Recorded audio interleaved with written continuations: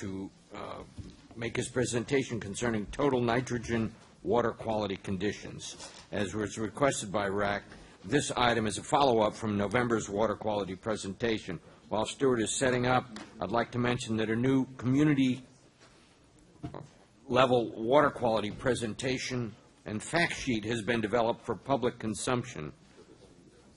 Copies of that presentation and an updated Everglades restoration progress splash sheet will be emailed to all RAC members and is available on the district's website. Stuart?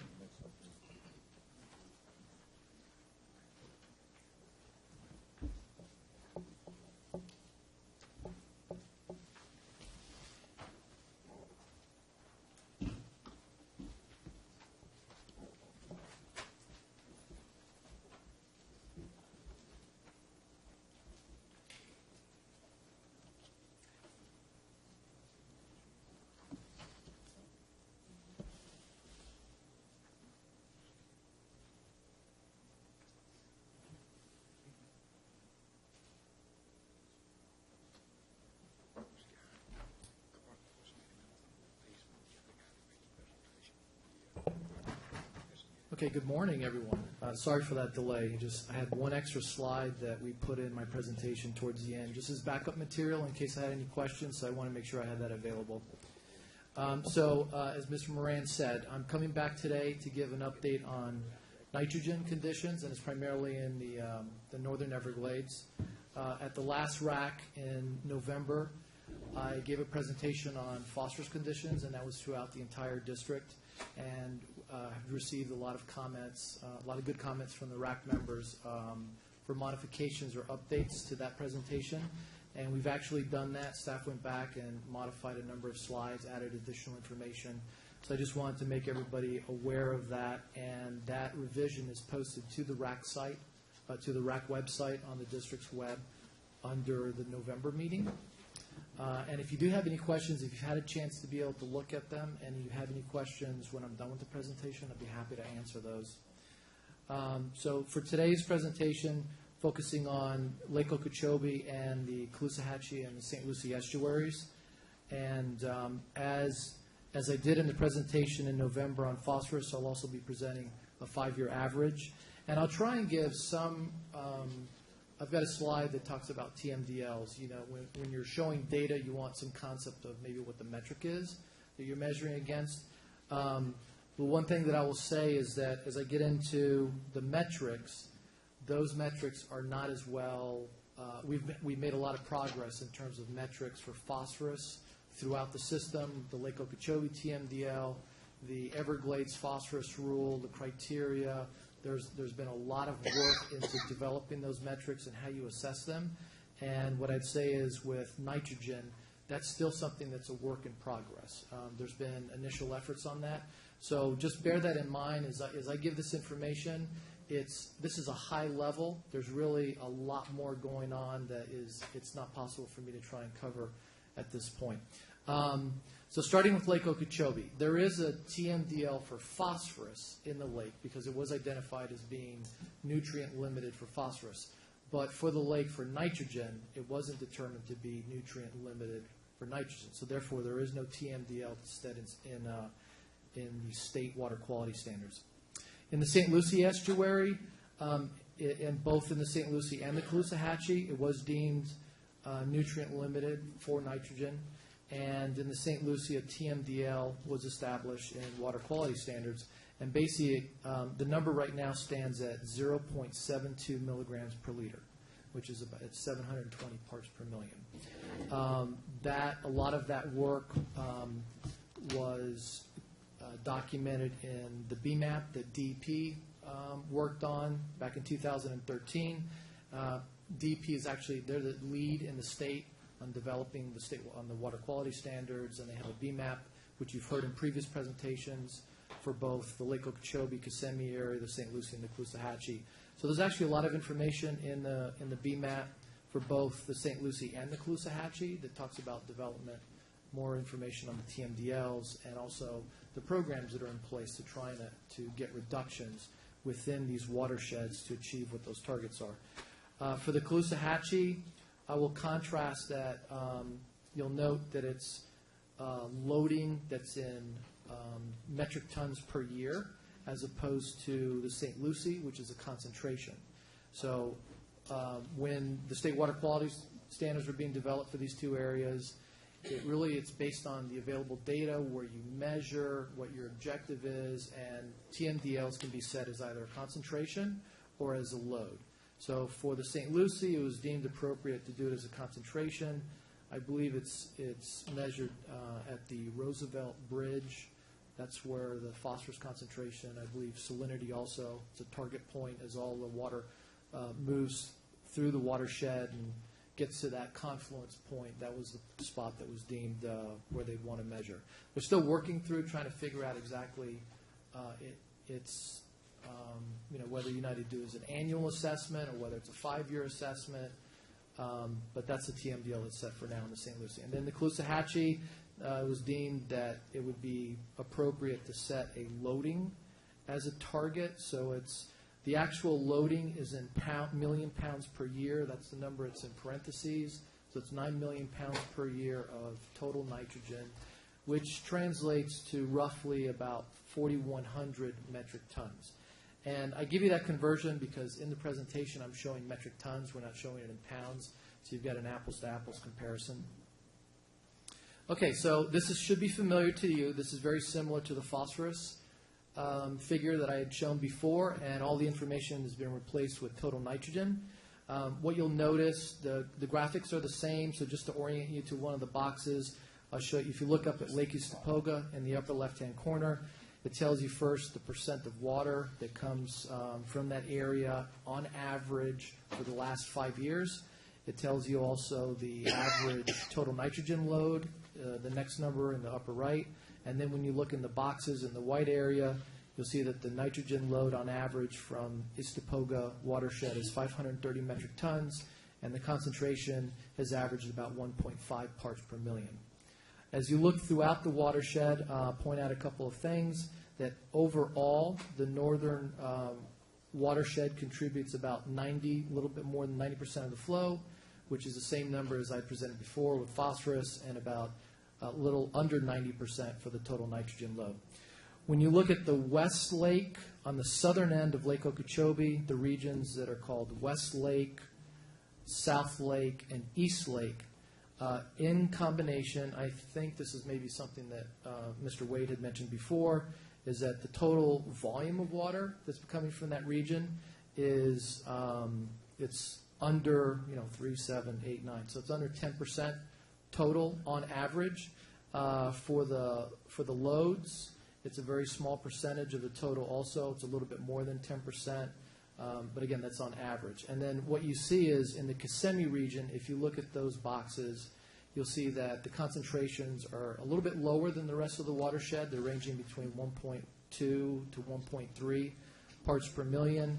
The higher concentrations are coming from the watersheds in the northwest, which includes Lake Eastopoga, Indian Prairie, Fish Eating Creek, and you're seeing concentrations there between 1.5 and 2.2 parts per million, so definitely a lot larger or portion of load coming from that area, along with Taylor Creek and the Newton Slough watershed, where you see concentrations almost at 2 parts per million. When you now moving to the St. Lucie, for the last 5 years, we're seeing about 80% roughly of the actual watershed. If you exclude Lake Okeechobee, we're seeing that about 80% of the contributions of flow and load come from the watershed. Lake Okeechobee itself, I'll start there. It's contributing about a little bit over 20% of the phosphorus load to the St. Lucie estuary. The concentrations are lower generally than the rest of the watershed. You're seeing about 1.3 parts per million there. And as you move into the rest of the watershed, you're looking at C23, C24, 10 Mile Creek. You're seeing the larger percentage of water there. 10 Mile Creek actually happens to be on the lower end, along with the tidal basins. It's just around 1 part per million. But you can see concentrations in C23, C24, and also in the C44 that are ranging between 1.5 and 1.6. So those are the 3 highest areas within that watershed. And then overall, if you look at the total load for the last 5 years coming from this area. You're looking at about a little over 1,200 metric tons of nitrogen load. Moving to the Caloosahatchee, for the last 5 years, I'll start with the Lake Okeechobee area. That is contributing 30% of the water and a little over 30% of the nitrogen load to the Caloosahatchee. Concentrations coming out of the lake are about the same as the rest of the watershed. You're not seeing much variation like you see in the other watersheds. Coming out of the lake, it's a little under 1.4 parts per million. If you look at the larger area of the Caloosahatchee watershed, which is the C43 and the S4 basins, you're seeing a little under 50% of the water and a little under 50% of the total load. Concentration is about the same, a little under 1.4 parts per million. But of course, since it is the larger portion of contributing water, you're getting the larger portion of load from that central section. From the tidal basin, I think one thing that I'll mention again, this area is modeled for flow, as is on the St. Lucie side. So our estimates on the water volumes are based on modeled information, but based on that, we can make an estimate of what the load is from that area. So we're seeing a concentration there of about 1.3 parts per million.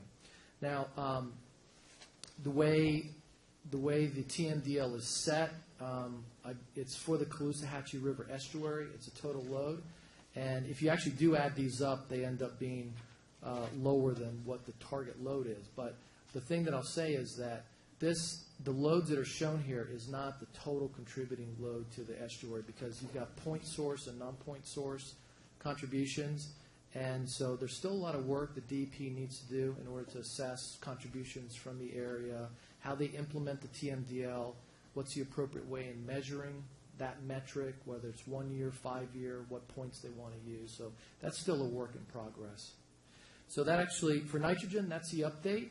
And if you have any questions on that or on the previous presentation that I gave for the updates that staff posted, I'd be happy to entertain those. Thank you. Yes, sir. Thanks, Stuart. I appreciate the update. I know we asked for that back in November. We as a local government have a requirement to reduce nitrogen inflows, so that's real to us. That's something we've met in our first 5 years, but the next 10 years are going to be interesting. And we agree that DEP needs to continue their work to develop how we're measuring those inflows. And on another note, again, we don't have all the science that we need on nitrogen removal. One of the things that we've contributed to in Lee County is the BOMA site, the BOMA project. Unfortunately, I think in this legislative session where we have some great things with Florida Legacy and some of the other budget items, we don't have a budget for BOMA in this year's proposed budget. So I'm hopeful that the district can find the resources to continue to work on that project. I think it's going to be useful, the results we get that, for our estuarine system as well as the St. Lucie. So again, thank you for this update. Any other comments or questions for Stuart? Bubba.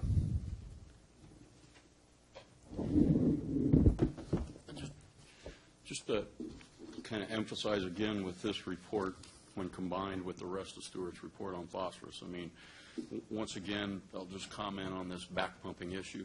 I mean, if you look at his nitrogen chart on the flows into the lake, south of the lake is, 3% of the water, 6% of the nitrogen load, and 2% of the water if you want to include some of the West Lake O. So it's a maximum of 5% over 5 years. And that 5% represents the back pumping events to protect the flood control for those cities on the south rim of the lake. But when you take this into context with fitting in with nitrogen and the concentrations and looking at the south of the lake versus all the other areas and only a 5% input. And phosphorus is the same relationship. It's about 5% of the water going into the lake. The water's not going to change. The phosphorus levels are also very low. You can't come to a conclusion that the water coming from south of the lake going into the lake is some sort of toxic stuff that's different from other inputs into the lake. The constituents in that water of nitrogen and phosphorus are no different than the nitrogen and phosphorus coming in with the 95% of the water throughout the rest of the lake. So this characterization of flood control back pumping to protect those cities is somehow something much different than in quality than the rest of the inputs into the lake is really ridiculous. And, you know, I'd like to see this group, the district and all, you know, to kind of make sure when these events happen in the future that it's not, at least from our perspective, you know, characterized as something different. Bob? Doug had to leave, so he said I could sit at the adult table, so I'll behave. Stuart, can you go to the chart on 10 Mile Creek? Yeah. I'm just going to use that as an opportunity to presume that as we move forward with 10 Mile Creek, and I would personally appreciate an update. I know there was a lot of activity, and we were getting a lot of information out on 10 Mile Creek, and then it seemed to have dissipated. So I would encourage the chair to perhaps we can look at an update on where we are exactly with 10 Mile Creek, as I would expect that the subsequent to the improvements that are going to be made to 10 Mile Creek, and we should see some significant changes in that basin. Any other questions or comments? Yes, ma'am. Is it possible to get your calculations of where you pulled the data from and everything? Sorry. All this data was pulled from the SFERs, the previous ones. So the 2015 and then the last 4 years. So all that data is in there. But I'm not sure exactly how we handle that, TF. You want specific calculations, but it's all documented in the report. And just another note, you might want to switch in your presentation. There are 2 TMDLs for nitrogen in Lakes Kissimmee and Cypress. All right. Anyone else? Yes, Beth. Thank you, Stuart, for your presentation. I appreciate the reminder that nitrogen is not the limiting factor in Lake Okeechobee. I just want to remind everyone that we have a daunting task before us to implement the BMAP for Lake Okeechobee for phosphorus. It's going to be a very long-term project. It's going to take a tremendous amount of money to implement that BMAP and to get those projects on board and online. So thank you. Okay. Any other comments or questions on this presentation? If not, I would ask if there's any public comment on this agenda item. Seeing none, I would ask if there's any general public comment. Yes, sir. Good morning. I'm J.P. Sasser. I'm the former mayor of the city of Pahokee, and I want to thank South Florida Water Management District and the Army Corps of Engineers. I was mayor for 9 years, and I worked very closely with you guys, so I understand what a really easy job you have. Having said that, I wanted to say, kind of put a face on the Glades. We're not over near Naples or Fort Myers. We're only 45 minutes. That's all we are. 45 minutes from downtown West Palm Beach to downtown beautiful Belglade. The other thing being, we are 50,000 people live out there. We call the Glades home. We're not prisoners. There's not a fence keeping us out there. We don't depend on drugs and sports like some people say we do. We live there because we love the area. And unless you are from the Glades or you've experienced it, it's hard to explain. The city of Pahokee is the only city directly on the shores of Lake Okeechobee, and we have had a hit-and-miss effort to develop our marina. So when you constantly hear about the dirty, nasty, polluted water in Lake Okeechobee, when you're trying to attract people to your area.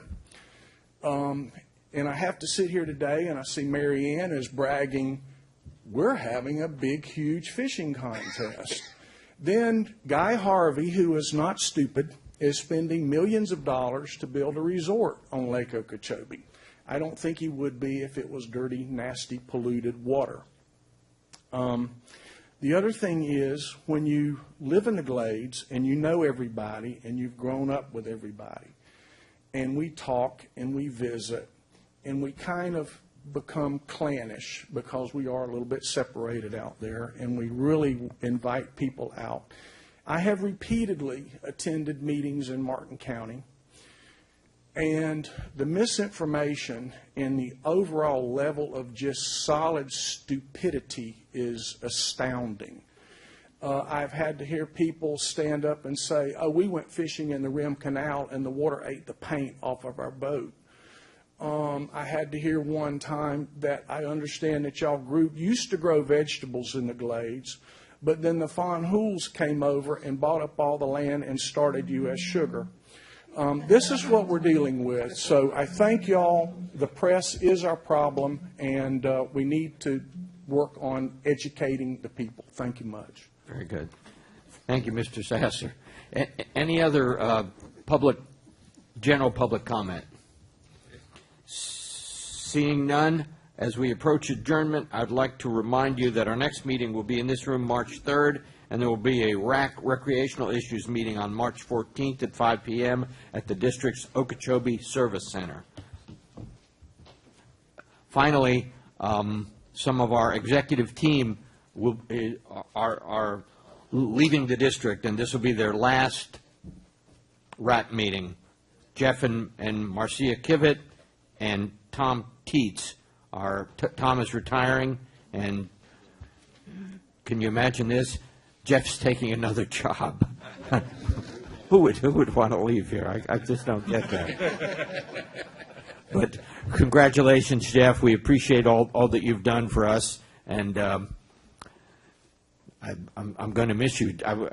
You're just coming up to speed. I was just getting you broken in, and now you're leaving us.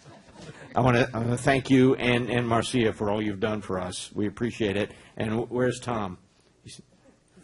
He's working. I'm sure he is. Tom is another valuable resource we've had here, and we're gonna sorely miss him. So I just wanted to publicly thank him and apprise everybody that this will be his last RAC meeting. So as we approach adjournment, I've announced that our next meeting is the 3rd, and the RAC is out at the on March 14th at the district's Okeechobee Service Center. So with that, please remember to clean up anything you may have left. We are adjourned. Thank you.